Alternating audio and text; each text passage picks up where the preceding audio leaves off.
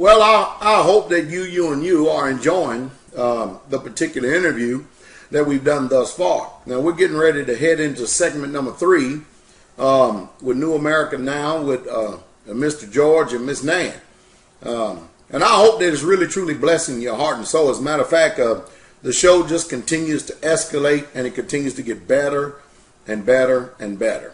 And so I just hope that some way, somehow, we can say something that's going to bring about an inspiration in your hearts. That's my prayer. Hallelujah. Stay tuned for number 3. And then there's a 4th one, which will be the last one in this series. All right. We are back, and we are with Pastor Charles Dowell. So we're talking about how bad things are going to get, and what we can expect from the actions of an immoral society as it has devolved into. How do we then, once the collapse begins and we have our preparations already done, hopefully, for most of us, or I think for some of us, because I think a lot of people are talking and they're not doing. But when the poop is flying through the air, what do we need to do in these small communities of ours? What do we, as you see it, what should we be doing? I mean, working together, obviously, but will there be a barter system involved in building communities? Will what will happen with American sovereignty and the global governance and all of these issues that creep up into this area? What's your take on it? Well, the best thing to do is number one is that people have it in their mind to start storing food. And the reason why you want to start storing food is because you don't want to depend upon, like I talked about earlier, the trucks not going to the stores anymore. You want to, if you can, you want to try to get some animals, like some chickens or some cows, to where you can actually get some eggs, to where you can actually butcher your own meat and stuff and start eating off your own egg. You maybe want to get a greenhouse. We're going to have no choice but to go back to the bartering system, because the people, just like in Weimar Republic of Germany, when they had printed all these trillions of dollars, just like we're doing here. We're following the same policy in the United States, that people were actually taking money around in wheelbarrows and using it to start fire, because the money had been devalued so bad it was that it was worthless. It didn't mean anything. So people are going to start using their own goods and services. They may even use a trade that they can have to actually go over to fix a neighbor's tractor or something like that, or maybe use gold and silver, because it's going to actually go back to a gold standard. All empires that fall, they all go back. They all revert back to a gold standard. So people will be able to trade, whether they be a goat or a chicken or a cow or whatever you may have, or water. Start storing water. Start learning how to actually produce good, clean water. And while you're doing that and stuff, and also become very, very handy in self-defense. Of course, I'm one of the few pastors that actually talk about stuff like this. Usually people want to act like hypocrites and act like that they have never, as a pastor or a preacher or what they would call a Christian or something like that they would never ever ascribe to wanting to hit anybody. I didn't say that. What I'm saying is you need to prepare yourself for someone that may want to try to come and make a run on your family. You see, this country, we've been sold. We've been sold down the tubes. And we're going to get that through our heads. So the people are going to start changing goods and services, and sound money is going to restore itself. And we need to actually have community of believers, whether we live in 1 mile, 2 miles, or 30 feet away from each other. But, the people are going to have to start getting around like-minded people, because the powers that be have done an excellent job at keeping the American public at each other's throats. They've done an excellent job of staying divided. I mean, for instance, you can go into a town, and today in this society, we would actually see, and I don't want to sound like I'm always jumping on government and cops and all this other stuff. I just want to put facts before our eyes and let us start thinking about the type of system that we're dealing with. you can get on this YouTube and see a 4 or 5 cops literally beating up on a woman, and you got 20 and 30 people standing around videotaping and watching it. Now, what the first thing that I think about is what kind of mindset, number one, that these people have to sit around and watch such a thing. And then number two, what kind of people would actually join and just for a paycheck, a particular system like that will perpetuate all of these injustices upon their own people or their own society. You see, so we're declined. We're big time. I mean, we have gone south in this country, and it's going to take people who are sound. It's going to take people who have a right mind to be able to understand what's going on. Now, I think we probably stumbled across each other when we came across the Senate Bill S510 of the Food Modernization Act. Is that right? That's right. That was the video that so one of my subscribers has sent me a link and said, hey, this guy is talking about one of your videos that that I had put out because the S510 was being hidden in some appropriations bill, and so the friend of mine sent me a link, and then I got hooked on your videos, and I just kept listening to you. And I subscribed shortly thereafter because I said, you know what, I gotta keep listening to this man because he, this is what I'm talking about. This is like-minded individuals, and the message is very true to me. It resonates with me, and I would like to tell everybody out there, give this man a listen, see his videos. Go back and he's got a few videos there. Go back and listen to some of the old ones and subscribe to this man because he's got a very powerful message for folks out there that should resonate with a logically minded person, but also a spiritually minded person as well. So I'm looking at the missus over here. Do you want to? Anything else that you'd like to add here? I hate to leave you off to the sidelines here. You've been so horrible today, haven't you? No. I wanted to get back to what you're doing with your community. Like you live in the South, so you're going to have to find ways to preserve your meat. So what have you done, or what do you plan to do so that when you have extra meat, how are you going to preserve it when the grid is down? Well, again, some people, they use solar and all the other stuff, but see, that's what I'm talking about again, restoring the old landmarks and land paths. See, there used to be a long time ago, that when people, if they would butcher a cow, or they would butcher a goat or whatever, and they had extra meat left over, they would learn how to salt the meat in order to preserve it. They would learn how to, preserve the meat that way, or they would can meat, if you wanted to eat meat. Now, here we grow. Pretty much, I would venture to say when we sit down at the table and we eat together as a community twice a day in a dining hall, but I would venture to say that we probably, when we sit down to eat, we probably 80% of what we actually eat comes from our own land, what we produced our own self, or whether it be from hunting, or butchering a cow, or growing our own food in our own greenhouse. I mean, we try to do our best, whatever it takes, to not be dependent upon a system. Now, I can tell you that I've spent a lot of time and a lot of money lately going out buying dry goods. I've been buying wheat. I've been buying a lot of rice.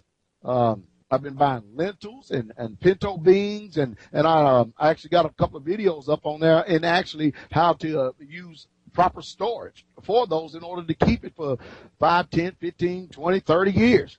So we're preparing for the things to actually happen, but we also have to go back and read these books because a lot of knowledge that we should have known is sitting there in that grave, in the graveyard. And so we have to actually educate ourselves and learn how to take care of ourselves in this time that we're living in. Absolutely. Yeah, and if we can remind everybody that your most important asset is your brain in a situation like that, and trying to not only acquire knowledge, but having the skills to get through and use that knowledge, because you can have knowledge, but if you don't know how to apply knowledge and common sense is not common. So getting to it's true. I mean, you see a lot of people that without common sense, so it can't possibly be that common then. That is the truth. But in acquiring knowledge, and like you said, a lot of this knowledge is in the graveyard. A lot of these people have passed on and taken it with them. People don't know how to salt meat. People don't know how to cure a ham.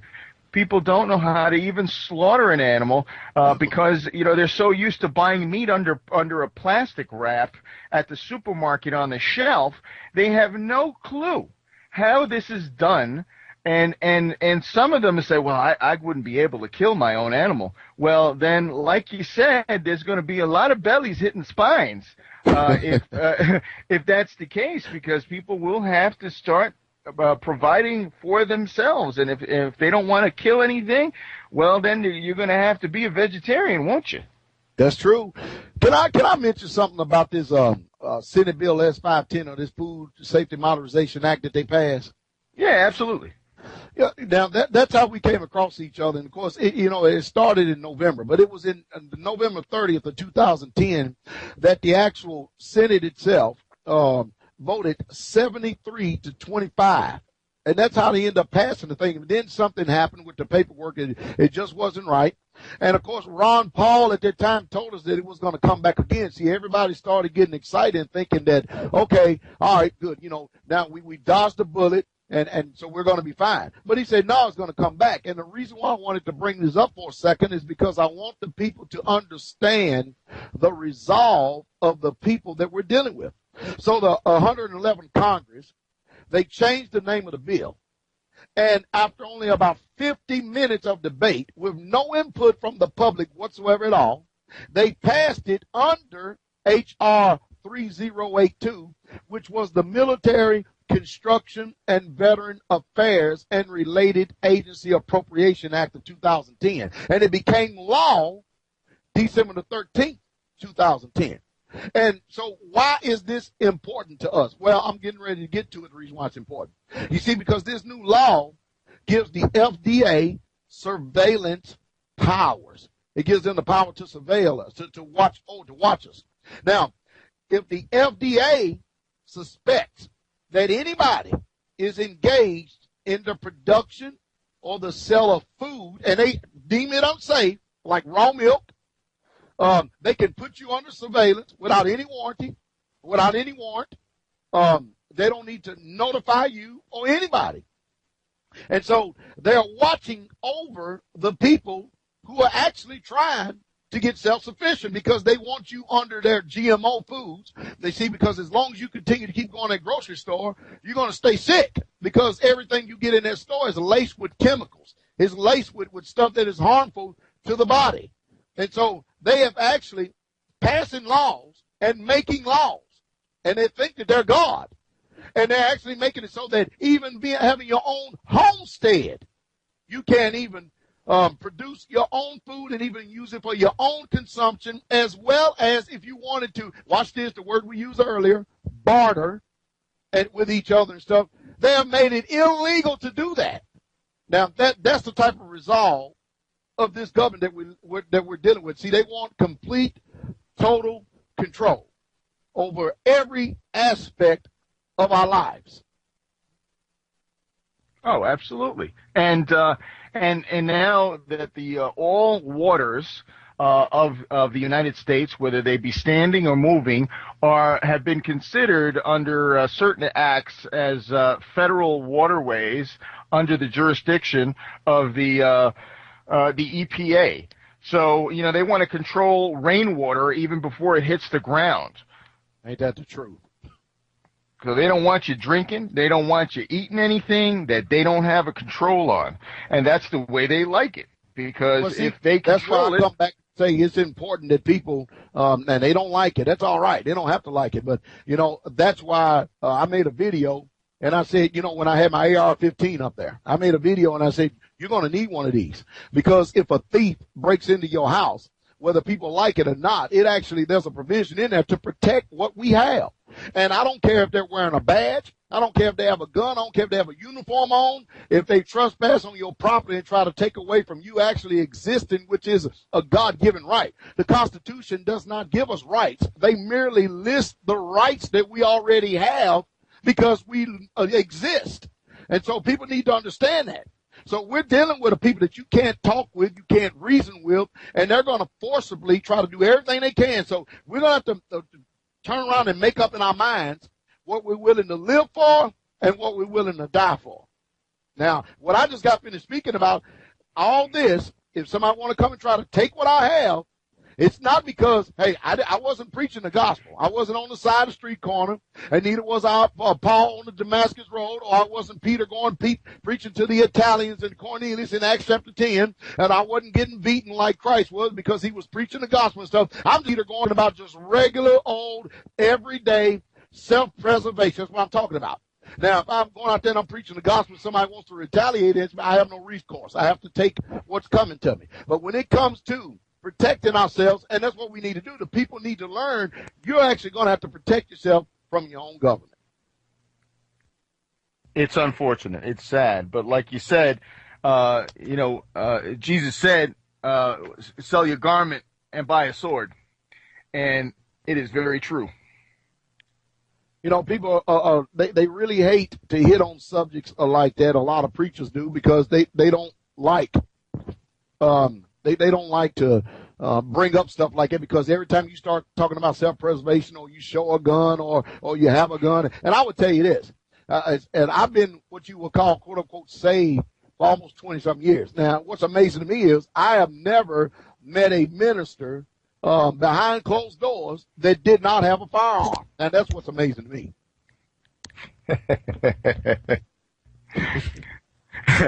So in other words, behind closed doors, they've got it, but they can't feel that the teaching self-preservation is something that they want to push out there because that's violence, and we can't speak the gospel and talk about violence. Right. That's the guys that they want to try to mask it under and put it under. But you know what I'm talking about, and of course you could tell here in these last hour and a half that we've been talking that everything that I'm doing, it's actually giving people direction. It's giving them what they should be having in their minds, what they should be trying to do right now in order to prepare themselves. Because I'm telling you, what are we going to do in this country when they snatch Social Security from the older people? Or people can no longer go to the bank because there's a bank holiday and get the money that they had in there out.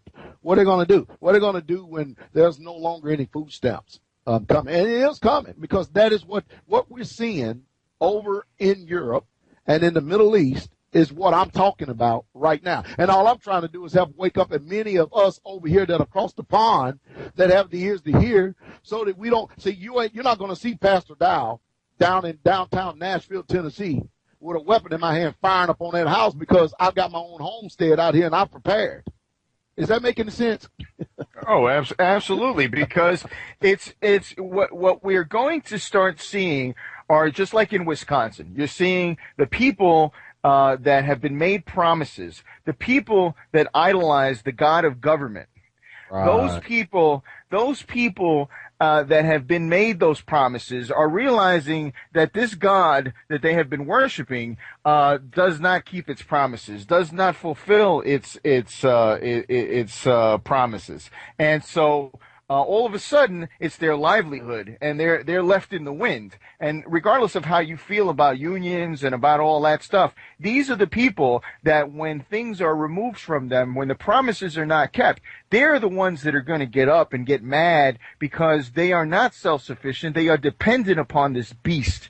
And it's the most dependent of us all that will rise up and burn everything down when they don't acquire the things that have been promised them. And you've hit the nail right on the head. And that's a very key statement, dependent upon.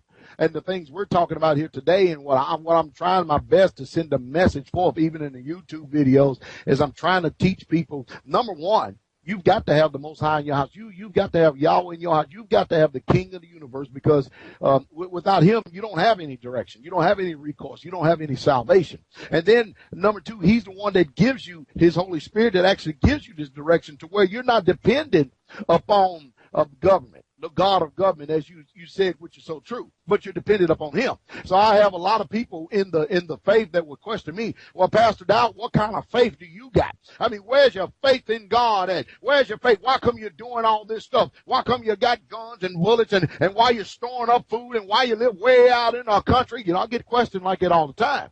And I tell them, because that's what God teaches me. They said there ain't no faith, because they come from an abstract viewpoint. Well, it is faith. Because when you read Hebrews 11th chapter, there's a faith chapter about people. Faith without works is dead. And so the majority of the people that have learned what they call faith today is actually a dead faith, and it's not a working faith, a live faith. Well, Pastor, I heard something years ago, was a man who every day would get on his knees at the foot of his bed and pray to the Almighty that he should win the lottery that day. And every day he would get there and he would put his hands together and he would look up at the sky and he would pray that he would win the lottery. And after 365 days of doing this, he said, God, you have forsaken me. And he heard a voice from the sky that said, you got to buy a lottery ticket, buddy. Because without that action, you got to meet him halfway. He's going to help. But if you don't play, if you don't act, if you don't, actions, a very, someone who means a lot to me over the years and who has given me a lot of advice and is like a mentor to me, always says, actions speak louder than words. Yes, sir. And let the actions of the things that you do define who you are, not the words that people have and the labels that people have for you. Let the actions that you do upon this earth and that you do to your fellow man and you do in your family life, let that speak volumes about who you are and what you are. Yes, sir. I mean, that's going back to my YouTube videos. A lot of people are drawn to me is because I'm different than the mainstream Christianity or the mainstream pastors out there. They when they see the videos, they see, okay, now wait a minute, this man just ain't talking. This man is actually doing, and then he's talking. He's actually showing us what we need to do. So that's why you'll see my videos. I have preaching and teaching up there, as well as physically what you need to do. And I actually have how-to videos to show people how to do it. I mean, can you imagine being able to start a fire without a magnesium block or a match or a lighter? Yeah, and we could see you out there skinning a deer and Yes, cleaning it out and everything. It's the pastor's a man of action. He's not just talking. I've been surrounded, by wonderful, wonderful brothers and sisters. I mean, we homeschool all of our children. My children were homeschooled, and they've grown up in the ways that way we have taught them. And they're very bright and intelligent, and they understand. They understand very well what's going on. And when they get older, providing that this earth hasn't just been literally turned upside down, when they get older, they'll know how to survive in this system if I'm dead and gone. They'll know how to function. They won't have to depend upon nobody else. I mean, you take the Amish and Mennonites. You look at people who we would consider extreme when it comes to civilization. They're sitting out there, and they don't have any electricity and stuff there, but yet and still, people drive to their places every single day to either get some type of service done, whether it be shoeing a horse or them selling some honey or maybe even some grain that they had from their own field. They are able to survive. And we have actually had that taken away from our actual nature, our actual human, God-given nature has been robbed from us. It's a shame. It really is.